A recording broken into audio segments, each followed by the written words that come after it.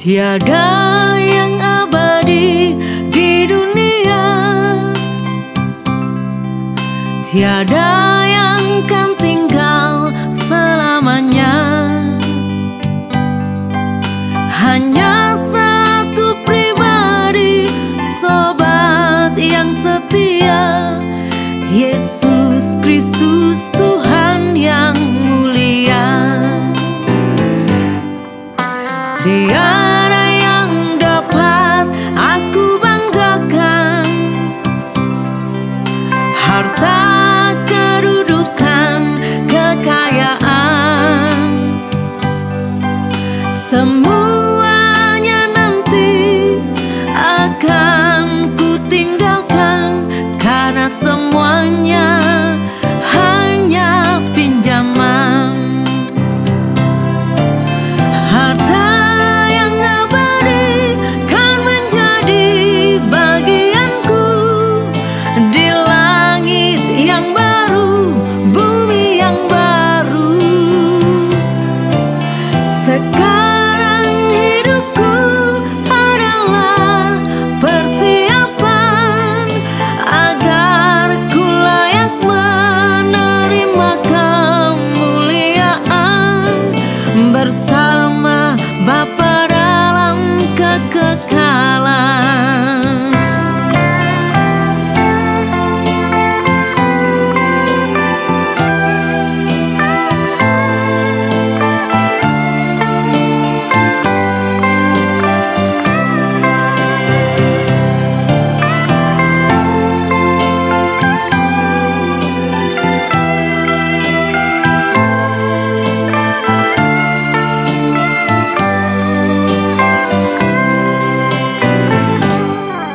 Tiada yang abadi di dunia,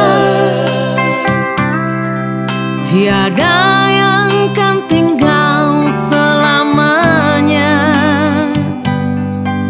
Hanya satu pribadi, sobat yang setia, Yesus Kristus Tuhan yang mulia.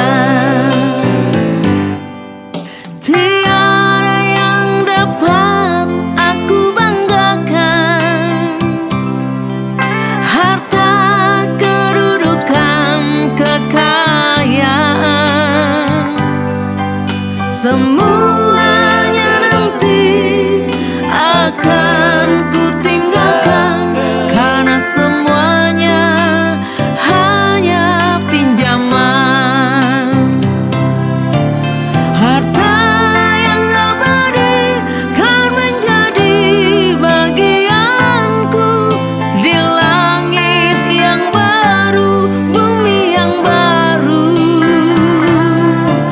Sekarang hidupku adalah persiapan agar ku layak menerima kemuliaan bersama Bapa dalam kekekalan. Harta yang abadi kan menjadi bagianku di langit yang baru, bumi yang baru. Sekarang hidupku adalah persiapan agar ku layak menerima kemuliaan bersama Bapa dalam kekekalan. Bersama Bapa dalam kekekalan.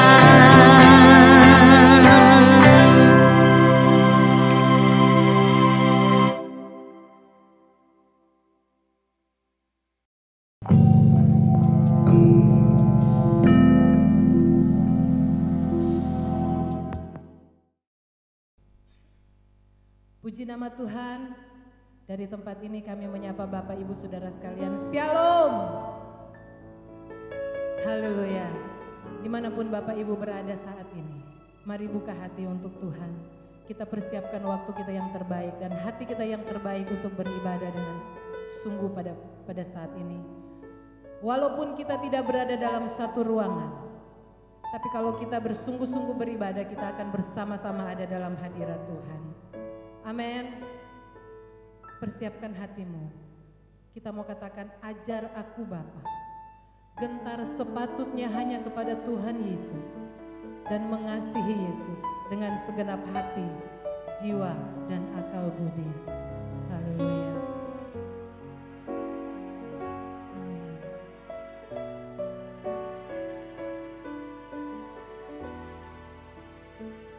Sama-sama dengan tulus kita mau katakan, ajar aku Bapa. Ajar aku Bapa, gentar sepatutnya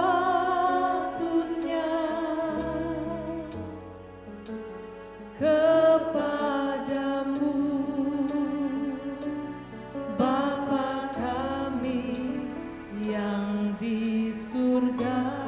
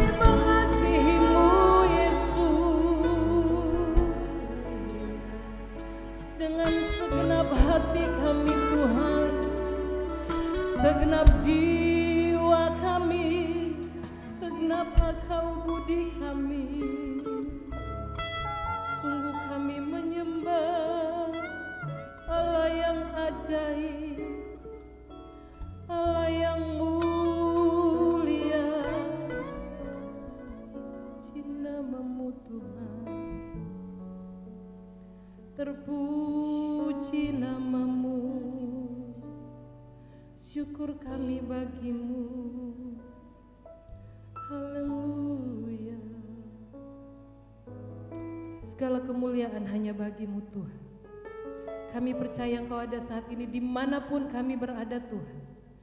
Kami yang ada di tempat ini maupun yang ada di rumah kami masing-masing. Semua kami percaya Engkau melawati kami satu demi satu. Kami buka ibadah ini Tuhan. Hanya di dalam satu nama yang ajaib. Di dalam nama Tuhan Yesus Kristus. Tuhan dan Juru Selamat kekasih jiwa kami. Sama-sama kita katakan. Amin. Haleluya. Kita berikan kemuliaan bagi Tuhan. Kita mau memuji Tuhan Bapak Ibu.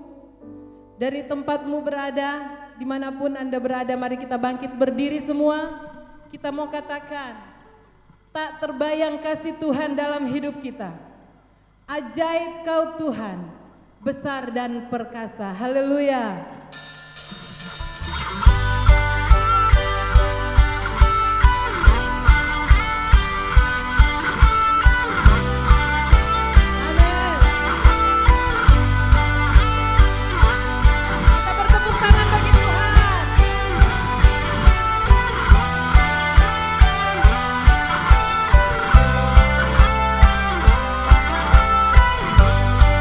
Sama-sama katakan, tak terbayang.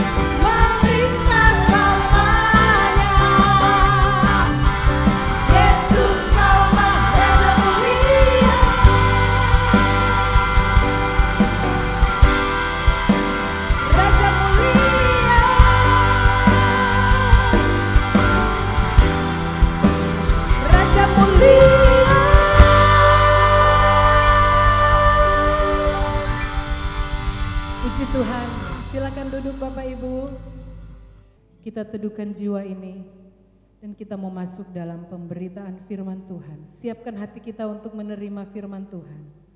Kita mau katakan, Tuhan, hanya Engkau damai sejahteraku. Hanya Engkau sukacita bagi jiwa ini, Tuhan.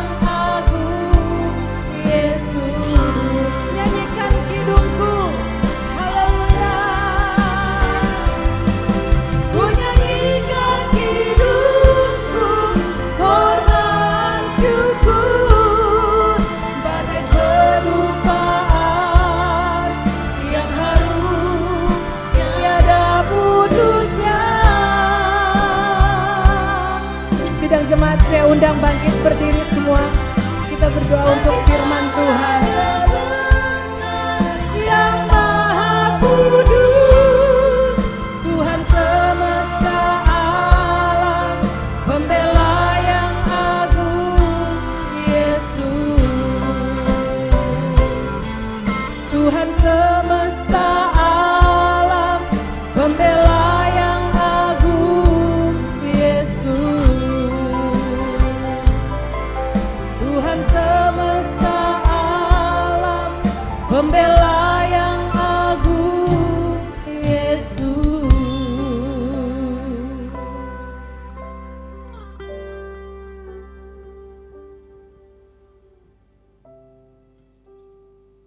Kepadamu ya Tuhan Yesus, kami bersyukur karena kasih karunia-Mu, anugerah-Mu Tuhan. Kami ada sebagaimana kami ada saat ini karena kebaikan, karena kasih-Mu ya Tuhan Yesus. Terima kasih kami diberi kesempatan kembali memuji dan menyembah-Mu Tuhan. Kiranya apa yang kami lakukan menyenangkan hati Bapa di sorga. Dan kami siap saat ini belajar kebenaran firman-Mu. Terima kasih Tuhan, terima kasih. Ajar kami, nyatakan kesalahan kami. Bimbing kami Tuhan dalam kebenaran firman-Mu dan ubah hidup kami. Terima kasih Bapa, dalam nama Tuhan Yesus kami berdoa, kami menaikkan syukur kami. Amin. Puji Tuhan, silakan duduk kembali Bapak Ibu yang dikasih Tuhan. Kita siapkan hati kita ya untuk boleh menerima kebenaran firman Tuhan. Bapak Ibu yang dikasih Tuhan, kita terus ya menjaga kesehatan jasmani kita karena kita dengar ya bahwa jumlah pasien COVID terus meningkat. Jaga kesehatan jasmani kita, tanggung jawab kita ya untuk menjaga kesehatan, dan lebih lagi kita jaga kesehatan rohani kita karena ini berdampak kekal selamanya ya.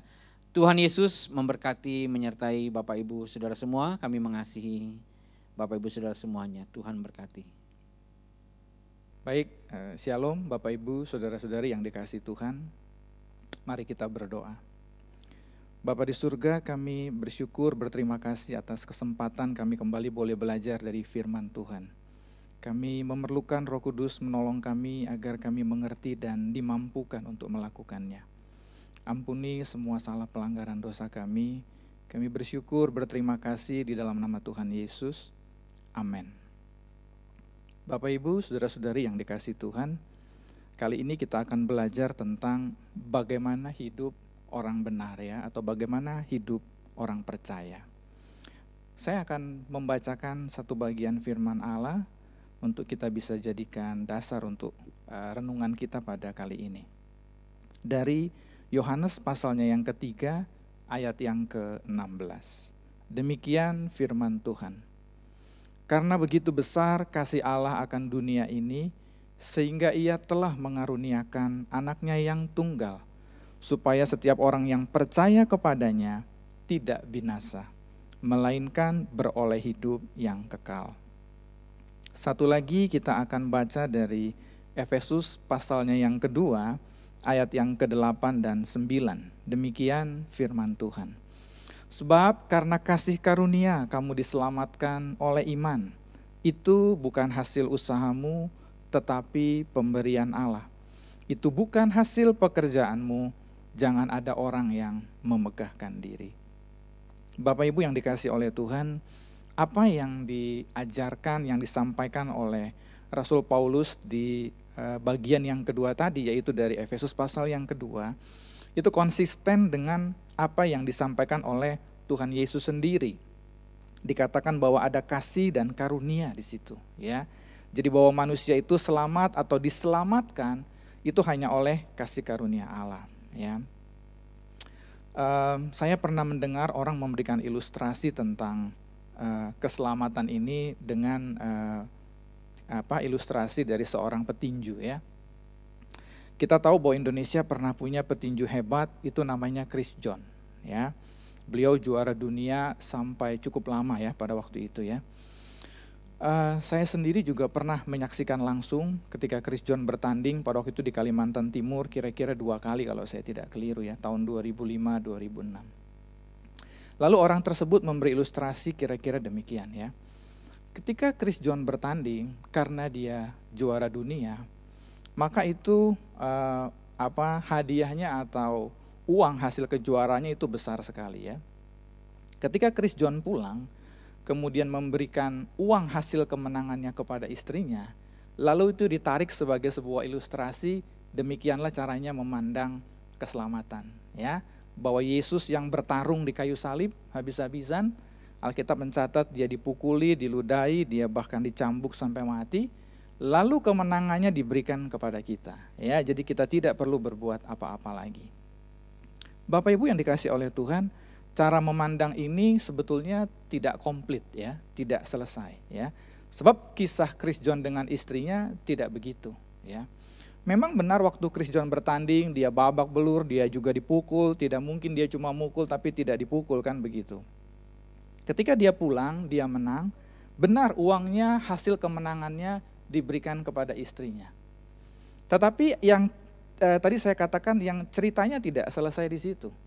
Setelah Chris John menang memberikan uangnya kepada istrinya, tetapi ketika istrinya hidup bersama dengan Chris John, maka ada aturan yang istrinya harus ikuti ya sebagai istri daripada Chris John. Tidak mungkin dia bisa menikmati hasil kemenangan atau uang Chris John tapi dia tidak mengikuti aturan main yang ada dalam keluarganya Chris John. Ya, sebagai contoh dia harus setia, dia harus mau mendampingi dimanapun Chris John berada, dia harus benar-benar siap ada di mana ketika suaminya berada ya. Jadi kita harus mengerti bahwa benar Allah memberikan anugerah keselamatan itu, dia yang bertarung di kayu salib itu istilah saya. Dia yang babak belur, dia yang mati-matian, lalu dia berikan kemenangannya ya. Tetapi ketika dia memberikan kemenangannya, tentu ada satu aturan yang dia kehendaki bagi kita sebagai orang yang menerima keselamatan itu ya. Alkitab juga menyampaikan bahwa kita adalah mempelai Kristus. Tentu ada aturan untuk seorang mempelai.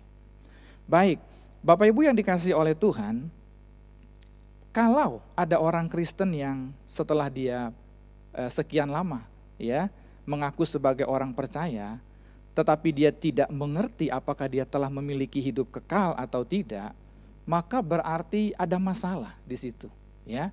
Mengapa? Sebab ayat tadi setelah dengan begitu tegas, jelas mengatakan bahwa karena begitu besar kasih Allah, sehingga diberikannya anaknya yang tunggal, supaya setiap orang yang percaya kepadanya tidak binasa, melainkan beroleh hidup yang kekal. Ini artinya kita pasti tahu apakah kita telah memiliki hidup kekal atau tidak. Karena aturan mainnya hanya satu di sini, yaitu percaya. Aturan mainnya hanya satu. Ketika seseorang percaya, berarti dia telah menerima hidup yang kekal.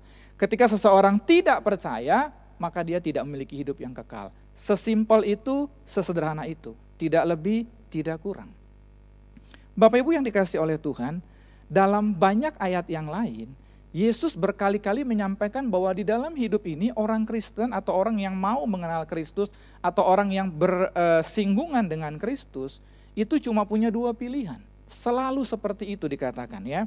Satu kali Yesus mengatakan bahwa orang di dunia ini dikelompokkan menjadi dua. Yaitu orang yang baik, dia mengeluarkan barang yang baik dari perbendaharaannya yang baik. Lalu orang yang jahat, kata Alkitab, dia mengeluarkan barang yang jahat dari perbendaharaan yang jahat. Jadi tidak ada kelompok ketiga, tidak ada grup ketiga. Cuma ada dua. Kalau kita bukan orang baik, kita pasti orang jahat. Sebab tidak diberikan pilihan yang lain memang. Di dalam ayat yang lain, yaitu Matius pasal yang ke-12, Yesus mengatakan bahwa barang siapa tidak bersama aku, dia melawan aku. Kembali setiap kita diberikan dua pilihan. Kalau kita tidak mau bersama dengan Tuhan, kita pasti di pihak musuhnya Tuhan. Tidak ada orang bisa berkata bahwa Tuhan, saya tidak musuhin Tuhan. Memang saya nggak sama Tuhan. Tidak bisa. Kita mesti punya posisi yang jelas. Di dalam Tuhan tidak ada status quo, tidak ada yang membingungkan, tidak ada yang ragu-ragu. Kekristenan begitu clear, begitu tegas, sehingga mudah bagi kita untuk memutuskan kita mau di mana. Di dalam Matius pasal yang ke-25, kembali Tuhan mengatakan bahwa kalau kamu bukan kambing, kamu pasti domba. Kalau kamu bukan domba, kamu pasti kambing. Tidak ada pilihan yang lain. Kita mesti pilih kita ada di mana, di kelompok yang mana. Hari ini juga sama. Kalau kita bukan orang percaya, maka kita disebut orang yang tidak percaya. Karena tidak ada sekali lagi kelompok yang ketiga. Nah, pertanyaannya yang kita akan belajar pada kali ini adalah bagaimana kita tahu bahwa kita orang percaya atau bukan? Kan begitu pertanyaannya.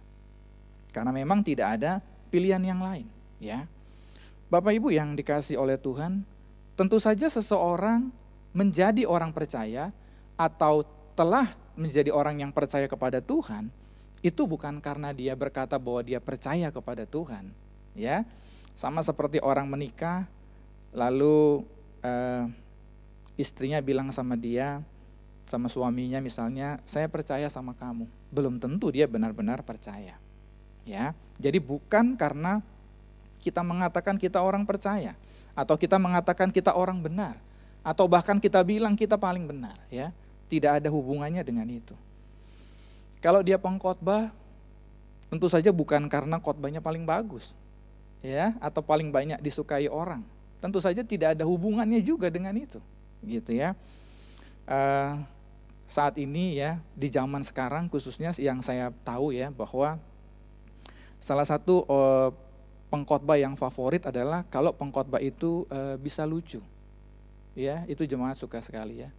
Kita mungkin pernah dengar ada kesaksian jemaat yang ketika pulang gereja bilang, saya sih nggak begitu jelas khotbahnya tapi dia memang lucu sekali gitu ya. Dan dia merasa itu sudah yang terbaik gitu ya. Padahal kalau kita mau lucu mungkin kalau dipanggil pelawak akan lebih lucu lagi kan begitu ya. Sebab mimbar bukan tempat untuk melucu sebetulnya kan begitu ya. Tetapi tempat untuk menyampaikan firman Allah. Nah jadi sekali lagi bagaimana kita tahu kita orang percaya atau bukan? Di dalam Lukas pasal yang ke-18, satu kali Yesus memberikan ilustrasi tentang orang Farisi dan pemungut cukai. Ya, Alkitab mengatakan bahwa ada orang Farisi ke bait Allah, kemudian ada pemungut cukai yang juga ke bait Allah. Ya, lalu si orang Farisi bilang begini dalam doanya, Tuhan, saya bersyukur saya bukan seperti pemungut cukai. Saya puasa 2 kali seminggu, saya kasih persembahan, saya tolong orang, saya bikin semua yang paling baik ya. Saya bukan kayak si orang brengsek di sebelah ini yaitu pemungut cukai. Lalu pemungut cukai ini punya doa yang berbeda. Dia bilang sama Tuhan, Tuhan saya ini memang brengsek luar biasa Tuhan, gitu ya. Saya ini orang yang benar-benar sudah kacau balau Tuhan. Lalu Alkitab menyimpulkan bahwa ketika keduanya pulang, yang dibenarkan adalah yang pemungut cukai. Kita mesti hati-hati sebab kebenaran itu bukan kita yang bilang, tetapi kalau Tuhan yang mengatakannya. Ya, Bapak Ibu yang dikasihi oleh Tuhan, kata percaya di dalam Yohanes pasal yang ketiga yang tadi saya bacakan, itu berasal dari kata Yunani pisteuo. Pisteuo sebuah kata kerja, ya, yang berbentuk present dan aktif. Maksud daripada present dan aktif artinya sedang berlangsung, terus menerus ya, dan aktif. Perhatikan baik-baik, karena ini menentukan nasib kekal kita. Kalau benar kita orang percaya, berarti percayanya kita itu terlihat terus menerus. Dan dia sebuah perbuatan yang aktif dan terus menerus ya. Jadi kita harus mengerti Alkitab dengan baik supaya kita tidak salah dan kemudian terhilang. Sebab pilihannya kata Yesus hanya 2. Kalau tidak beroleh hidup kekal, kamu binasa. Tidak ada tempat ketiga, tidak ada pilihan ketiga ya. Saya sudah sangat sering menyampaikan bahwa kenapa saya juga tertarik kepada kekristenan, salah satunya karena clear, karena tegas, tidak ada yang ragu-ragu, tidak ada wilayah abu-abu. Nah Bapak Ibu yang dikasih oleh Tuhan, orang yang benar-benar percaya kepada Tuhan, percaya kepada Kristus, pisteuo, menurut apa kata Allah, kira-kira begitu. Yang pertama adalah orang yang mengandalkan Allah. Ya, sebab kata percaya memang punya indikasi, punya konsekuensi, itu adalah mengandalkan. Kalau saya percaya kepada Bapak Ibu percaya kepada saya, maka Bapak Ibu harus bisa mengandalkan saya. Demikian juga saya, ya. Demikian juga orang berumah tangga. Kalau si istri percaya kepada suaminya, dia berarti juga bisa mengandalkan. Ya. Jadi kalau orang yang benar-benar percaya itu ditunjukkan dengan dia benar-benar mengandalkan Tuhan. Ya. Pemazmur pernah mengatakan bahwa ada orang yang bermegah mengandalkan keretanya. Ada yang karena kudanya. Tentu saja karena zaman dahulu yang terkenal adalah kereta dan kuda. Kalau sekarang punya kuda nggak ada masalah gitu kan, nggak ada bisa bilang dia terkenal gitu ya atau diandalkan ya. Kecuali kudanya satu harga miliaran, kira-kira begitu saya dengar sebab ada yang seperti itu. Tapi hari ini orang mengandalkan kepada uang, pangkat, jabatan, ya. Gembala senior kita sering menyebut bahwa kalau orang punya koneksi, punya kenalan, kemudian dia merasa hidupnya aman. Itu yang disebut dengan tidak percaya kepada Tuhan. Sebab dia percaya kepada yang lainnya, termasuk uangnya ya. Ada yang kepada ilmunya, gelarnya, karena dia merasa dia punya banyak pangkat, kedudukan, uang, gelar ya. Demikian. Nah Bapak Ibu yang dikasih oleh Tuhan, ada sebuah kejadian nyata, tapi saya tidak sebut nama kotanya. Satu ketika ada seorang anak gadis bawa motor dengan tidak lengkap ya, kemudian di stop oleh polisi. Ketika dia di stop oleh polisi, kemudian dia mengatakan kepada polisi demikian, kamu tidak tahu ya siapa orang tua saya, ya, yang sebenarnya bukan orang tuanya setelah diselidiki tapi pamannya ya, ternyata pamannya seorang jenderal. Nah Bapak Ibu yang dikasih oleh Tuhan, kisah anak gadis yang ditangkap polisi ini yang mengandalkan keluarga, itu mungkin juga kita lakukan dalam seluruh kehidupan kita. Sayang aja kita nggak punya keluarga jenderal, kalau punya mungkin itu yang kita andalkan. Itulah yang disebut oleh Alkitab terkutuk. Orang terkutuk tidak mungkin dia orang percaya ya. Jadi pastikan bahwa kita bukan mengandalkan yang lain. Kita boleh punya uang, boleh punya harta, tapi tidak boleh mengandalkan itu. Itu sebuah kekejian di mata Tuhan. Yang kedua, orang yang disebut percaya kepada Tuhan, aktif terus-menerus percaya, itu adalah orang yang mengakui bahwa semua yang ada pada dirinya itu berasal dari Allah. Ya. Dan itu bukan hanya dikatakan, tapi benar-benar terlihat lewat kehidupannya. Bahwa dia benar-benar memperlakukan apapun yang dipercayakan Tuhan kepada dirinya, itu sebagai milik Allah. Dia menggunakannya dengan sebaik-baiknya. Yang terakhir, orang yang benar-benar percaya mengandalkan Allah, percaya sungguh-sungguh kepada Allah, adalah orang yang benar-benar juga mengasihi, percaya kepada Kristus, mengikuti setiap perkataan Kristus, mengikuti setiap perintah Kristus. Satu kali Yesus mengatakan bahwa kamu harus mengasihi bahkan musuhmu, kamu jangan balas kejahatan dengan kejahatan, kira-kira begitu. Jika orang benar-benar percaya kepada Tuhan, dia akan menurut apa kata Tuhan. Ketika Tuhan katakan kamu tidak boleh benci orang, sekalipun dia buat jahat sama kamu, maka dia nggak melakukannya. Makanya tadi saya katakan bahwa orang percaya pasti kelihatan. Satu ketika pasti kelihatan. Ada orang yang pernah memberi ilustrasi bahwa kalau kita pencet tomat, sekuat tenaga kita, pada akhirnya akan keluar aslinya gitu ya, di dalamnya. Begitulah semua orang sebetulnya ya. Kalau dalam keadaan baik, memang kelihatan seperti orang percaya. Ya, Pak Gembala sering mengatakan atau pernah mengambil ilustrasi bahwa kalau udah di pesawat, pesawatnya goncang gitu kan, lalu pilot bilang minta maaf ya, kayak ini bakal jatuh misalnya begitu kan, baru pasti ketahuan orang-orang percaya atau bukan, baru di situ ketahuan ya. Sebab orang percaya dia tidak mengandalkan yang lain, itu sukarnya memang percaya ya. Jadi profesinya boleh apa saja. Boleh dia direktur, boleh dia tukang bersihkan WC, tidak ada masalah. Tapi kalau dia benar-benar percaya, maka itu akan terlihat ya. Kita mungkin pernah mendengar ilustrasi tentang pemain akrobat ya. Satu ketika ada pemain akrobat, lalu dia mengatakan bahwa saya bisa menyeberangi air terjun Niagara ini, siapa yang percaya? Lalu orang tidak percaya, atau sebagian tidak percaya. Lalu dia katakan, lalu dia menyeberang dan berhasil. Kali kedua dia bilang bahwa saya bisa nyeberang balik, siapa yang percaya? Semua orang percaya, karena sudah melihat bukti yang pertama. Lalu ketika dia katakan siapa yang mau ikut dengan saya, tidak ada yang mau. Cuma dikatakan ada seorang anak kecil, karena ternyata itu anaknya. Begitulah yang dimaksud dengan percaya sebetulnya ya. Jadi benar-benar mempercayakan seluruh hidup kita. Bapak Ibu yang dikasihi oleh Tuhan, Alkitab mencatat ada 4 kali dikatakan bahwa orang benar akan hidup oleh percaya. Ada 4 kali diulang bahwa orang benar hidup oleh percaya. Mengapa Alkitab harus mengulang 4 kali? Sebab Allah tahu mudah sekali bagi orang untuk beralih atau untuk tergoda tidak percaya kepada Allah. Sampai harus diulang-ulang bahwa kalau memang kau orang benar, maka engkau akan hidup oleh percaya. Percaya kepada Allah.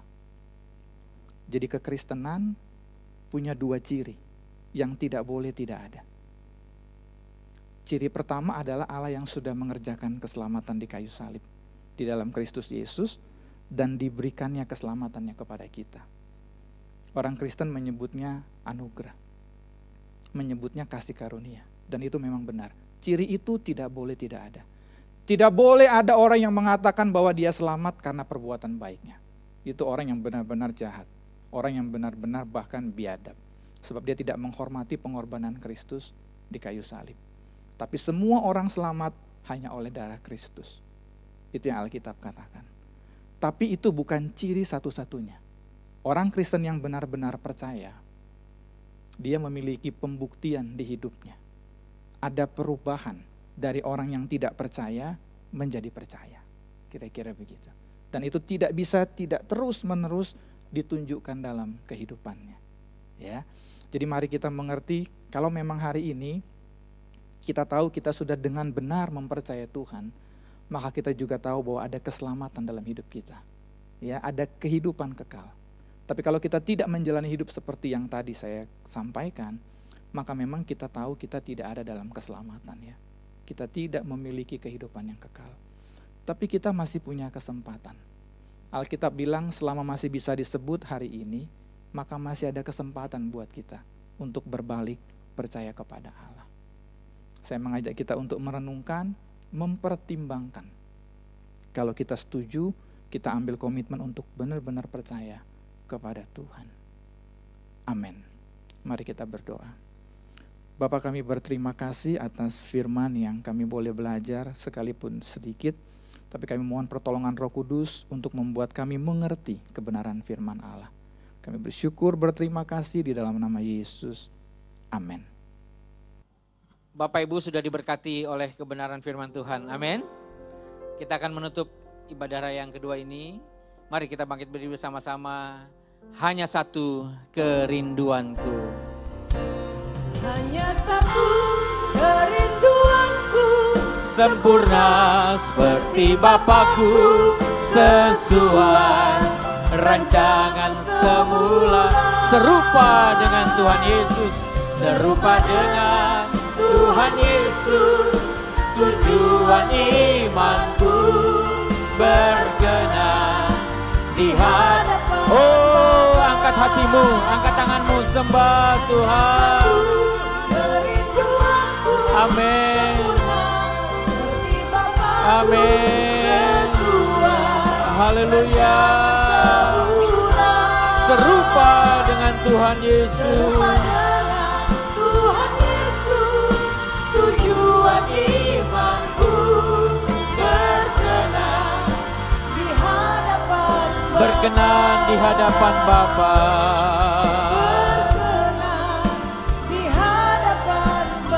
Berkenan di hadapan Bapa. Amin. Di hadapan Bapa.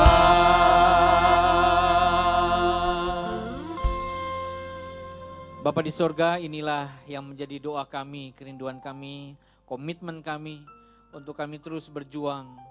Bukan hanya menjadi pendengar firman yang baik, tetapi juga menjadi pelaku firman-Mu. Roh Kudus menolong kami, memampukan kami hidup sesuai dengan kebenaran-Mu yang sudah disampaikan oleh hamba-Mu ya Tuhan. Kuatkan dan teguhkan kami Tuhan. Dalam masa-masa sulit yang dialami oleh